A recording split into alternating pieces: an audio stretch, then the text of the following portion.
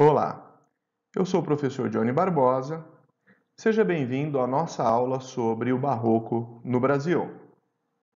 O Barroco chega ao Brasil quando muitos estudantes retornam de Portugal, trazendo consigo o que acontecia na Europa.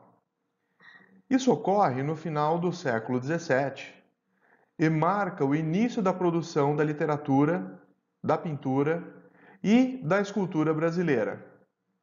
Na literatura, a obra Prosopopeia de Bento Teixeira, escrita em 1601, inicia a produção literária barroca no Brasil.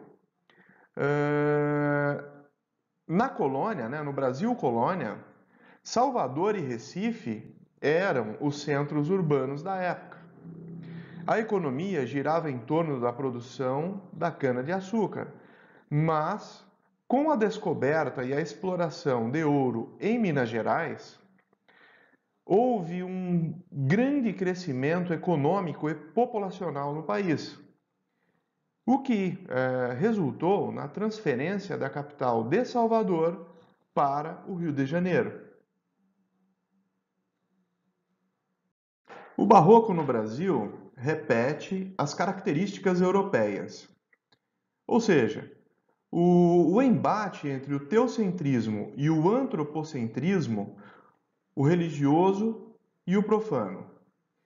E esse contraste é demonstrado na dualidade expressa pelos poetas que se declaram teocentristas, mas que na realidade levam vidas mundanas.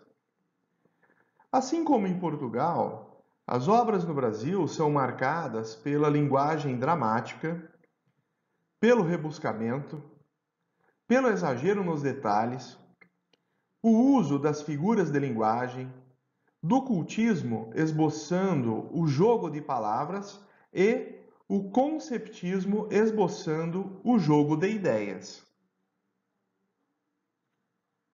Os principais autores do Barroco no Brasil foram Bento Teixeira, que escreveu a obra Prosopopeia em 1601, Gregório de Matos, ou Boca do Inferno, que recebeu essa alcunha porque fazia críticas diretas, sarcásticas e maldosas à sociedade da época.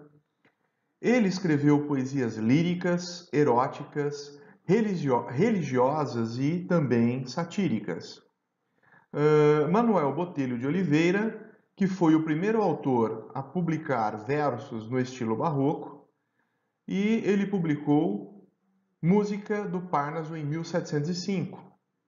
Outro autor importante, o Frei Vicente de Salvador, foi o primeiro prosador do país.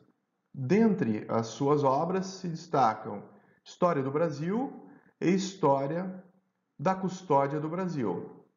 E, por fim, o Frei Manuel da Santa Maria de Itaparica, cujas obras mais importantes são Eustáquios e Descrição da Ilha de Itaparica.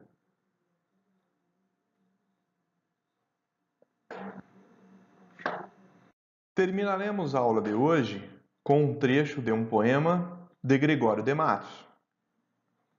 Neste mundo é mais rico o que mais rapa.